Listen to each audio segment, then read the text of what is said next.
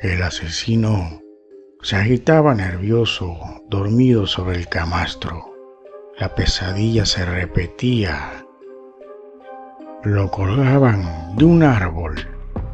La turba enfurecida lo había reducido a golpes y atado. Luego enlazaron el extremo del bramante a la rama más fuerte. Sin prestar atención a sus súplicas, ajustaron la cuerda con el nudo corredizo en torno a su cuello y lo alzaron en vilo. No lo estaban inmolando en un árbol cualquiera, sino en el del bosque alrededor de cuyas raíces yacía el descompuesto cuerpo de la muchacha. En su desesperación, vio un columpio fijado a otra gran rama, y sobre su asiento, la persona delgada y menuda se balanceaba. No era posible. Su terror le jugaba una mala pasada. Era ella, la chica. Pero eso no podía ser cierto. Estaba muerta. De tal cosa no le cabían dudas, porque él la había asesinado. Recordaba que días atrás regresó portando una pala y al localizar el árbol, cavó hasta que el borde metálico chocó contra algo sólido. Se agachó y escarbó con sus manos, removiendo hasta arrancar el cráneo putrefacto. Tras el paso del tiempo, la naturaleza había cumplido su obra de destrucción. Carecía de piel y de carne el rostro. La calavera provocaba escalofríos con sus tétricos huecos, reemplazando a los bonitos ojos y a la grácil nariz. A su vez, el cadáver había quedado reducido a un esqueleto de huesos frágiles y amarillentos. Fue por su bolsa e introdujo la cabeza y los demás restos óseos. Su intención radicaba en borrar la prueba del delito, aunque solo fueran huesos. Debía desenterrarlos y esconderlos en un lugar más seguro. Si identificaban a Lotzisa, la policía podría vincularla con él. Sería el final de su existencia como criminal impune. Esa zona arbolada resultaba muy concurrida y él había hecho un trabajo chapucero. En cualquier momento, algún curioso se pondría a ahogar en esa fosa mal cubierta y haría el macabro hallazgo. La preocupación invadía al durmiente. Luego sucedía algo aún peor. Ya no estaba guardando los despojos en la bolsa, sino que volvía a verse con la soga anudada a su cuello. Seguidamente lo dejaban caer y el nudo se cerraba apretando hasta desnucarlo. Sintió dolor y después presenció, cual si fuese un espectador, a su cuerpo oscilando bajo la rama. No obstante, de pronto la cruel escena cambió y todo desapareció. El homicida experimentó un inmenso alivio, comprendió que se estaba despertando y retornaba a la normalidad. No lo habían linchado, no falleció agarrotado en el bosque donde soterraba los cadáveres. En cuanto a la muchacha, era evidente que estaba difunta, que no podía estar viva, meciéndose en esa hamaca. No cabía duda de que no moraba ya en este plano terrenal. Se puso a rememorar cómo sucedió aquello. Su paciente acecho en el parque de juego dio frutos. Al caer la noche, llegó el momento propicio. Nadie importunaba. El fastidio era que a esa hora tardía las madres habían retirado de allí a sus niños.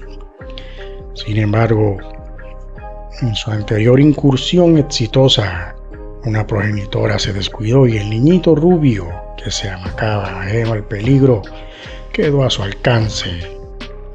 Si el chiquillo hubiese torcido el cuello para observar, no había visto un hombre, sino la imagen de la mismísima Parca, a ese espectro vestido de negro, con rostro de calavera bajo una sombría capucha. Pero el infante no miró hacia atrás, y él lo atacó. Tras derribarlo, le tapó la boca con un pañuelo empapado en cloroformo. Cuando la mujer retornó en busca de su hijo, se encontró con el columpio vacío. Ahora su nueva víctima era femenina. La adolescente con deficiencia mental aún disfrutaba de su juego. Se mecía en la hamaca cautiva de una alegre ensoñación, absorta en su mundo interior. Disfrazado de guardia de seguridad, el depredador no había levantado sospechas y ahora quedaba a solas con ella. Actuó muy rápido. Con su porra le atizó en la nuca, haciéndola caer del balancín. Aprovechando que quedó atontada, volvió a castigarla con saña hasta dejarla desvanecida. Se tomó un instante para repasar su proyecto. La arrastraría a su camioneta, cerraría las esposas en torno a su muñeca y tobillos y le sellaría la boca con cinta adhesiva.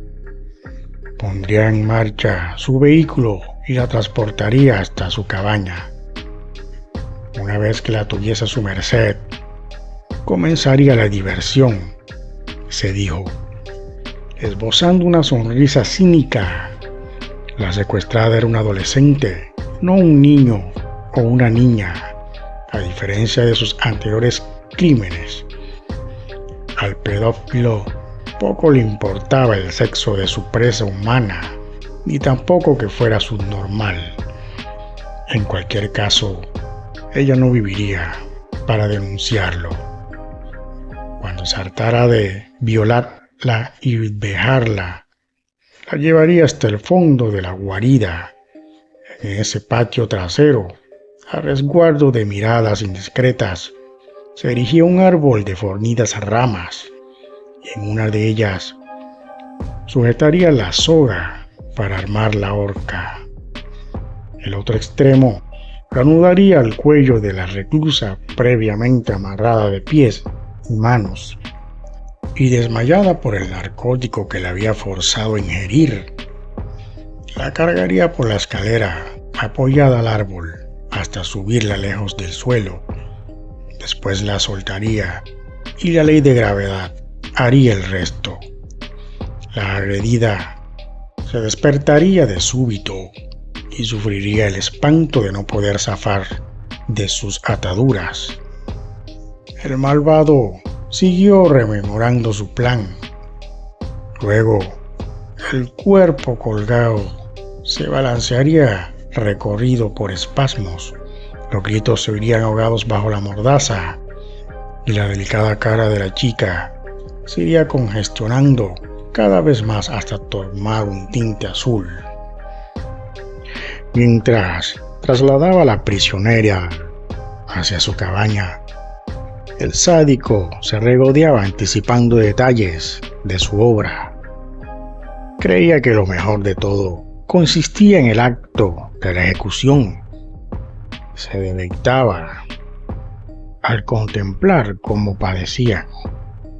Lástima que durara poco la agonía. Un par de minutos y la víctima, colgada, ya dejaba de patalear. Pensó. Finalmente, la parte desagradable de la faena, aguardar la llegada de la noche para ir rumbo al bosque a ocultar el cadáver. Terminó de desesperarse. Maldita pesadilla, masculló. Pero por suerte, nada más se trató de un feo sueño. Ahora debía salir de su cabaña y volver a su vida habitual. Se levantó del camastro y se dirigió hacia la puerta, pero algo raro ocurría. Porque veía cosas extrañas, si ya se había despertado. Al atravesar su sala de estar, Esta le pareció mucho más pequeña y claustrofóbica. ¿Y dónde estaban los muebles? ¿Y por qué aparecían allí esas rejas? Sí, claramente eran rejas. Y ahora ya no dormía. De repente, las rejas se abrieron, emitiendo un crujido seco, y esos dos sujetos de uniforme carcelario vinieron hacia él. «Vamos, ya es hora», le espetó el más corpulento, en tanto el otro cerraba los grilletes alrededor de sus muñecas y lo empujaba hacia el pasillo. Entonces lo recordó. Aquella misma noche, esos malditos agentes de tránsito habían detenido su camioneta por exceso de velocidad. En el baúl yacía la bolsa con los restos que acababa de desenterrar. Luego viene el juicio penal y el tribunal rechazó la apelación presentada por su abogado para salvarlo de la pena capital. Por más que se resistió y rogó demencia, lo arrastraron hasta la silla eléctrica, donde lo sujetaron firmemente con las correas. En ese habitáculo le esperaban otros individuos. El ayudante del verdugo se puso presto a su tarea. Le ajustó los electrodos a la base del cráneo y en la pantorrilla de la pierna derecha. El médico de la prisión se aproximó también, chequeó de un vistazo la situación y dio media vuelta dirigiéndose al carcelero encargado de aplicar la corriente eléctrica. Con un ademán, Augusto le indicó que procediera. El funcionario bajó la manivela y el primer impacto eléctrico atravesó por el cuerpo del ajusticiado. La corriente escaló a 1820 voltios. Eran las 11:16 minutos de esa gélida mañana en que debía cumplirse la condena. Tras 30 segundos, el voltaje descendió hasta los 300 voltios. El circuito se apagó e instantes después volvió a encenderse, atizando un segundo relámpago de otros 1820 voltios. Eran las 11:17. El condenado estaba muerto, calcinado y humeante en las zonas donde sufrió las descargas. Su rostro azulado delataba sin dejar lugar a dudas que la vida se le había escapado definitivamente. Pero debía seguirse con el rito fúnebre. Los médicos forenses hurgaron bajo la camisa del reo y palparon su pecho, examinándolo con sus espectrómetros. Tras lo cual, con parcos movimientos de sus cabezas, confirmaron el deceso. La menguada asistencia soltó la respiración, trabajosamente contenida. A las 11:18 minutos de aquel fatídico día, el hombre al cual la prensa apodaba el asesino del columpio fue declarado clínicamente muerto. Créditos a Gabriel Antonio Pombo.